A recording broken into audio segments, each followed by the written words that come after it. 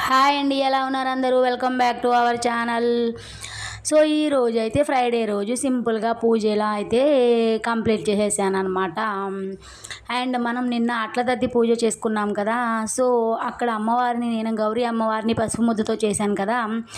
But ఆ అమ్మవారు అలాగే ఎన్ని రోజులు ఉంచాలి అని డౌట్ ఉంటే కనుక నార్మల్గా అయితే నిన్నే పూజ చేసాం కాబట్టి అమ్మవారికి నిన్న అయితే మనం కలపకూడదు అనమాట, అంటే కదపకూడదు.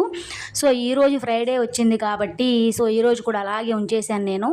చాలామంది ఏం చేస్తారంటే ఆ నెక్స్ట్ డే అంటే ఈరోజు ఫ్రైడేనే ఆ పసుపు ముద్ద మొత్తాన్ని మొహానికి రాసుకుని స్నానం చేయడము, లేదా కొంతమంది అయితే ఏదైనా మొత్తం వాటర్లో దాన్ని కలిపేసేసి వాటర్లో ఆ వాటర్ తీసుకెళ్ళి పచ్చని చెట్లకు వేయడము, లేదా ఏదైనా పారే నీళ్ళలో సో అలా ఆ పసుపు ముద్దని కలపడం చేస్తారు. జనరల్గా అలాగే చేయాలి.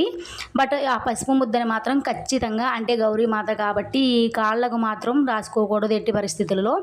సో మొహానికి రాసుకుంటే చాలా మంచిది. అండ్ నేను ఈరోజు ఫ్రైడే వచ్చింది కాబట్టి సో కదపడం ఇష్టం లేక అలాగే ఉంచేసాను అనమాట. ఈరోజు కూడా పూజ చేసేసి సో రేపొద్దున శనివారం కదా, సో సాటర్డే ఆ పసుపు ముద్దని మొహానికి రాసుకుని ఇంట్లో మన ఆడవాళ్ళు ఎంతమంది ఉంటే అంతమంది అందరూ రాసుకోవచ్చు మొహానికి.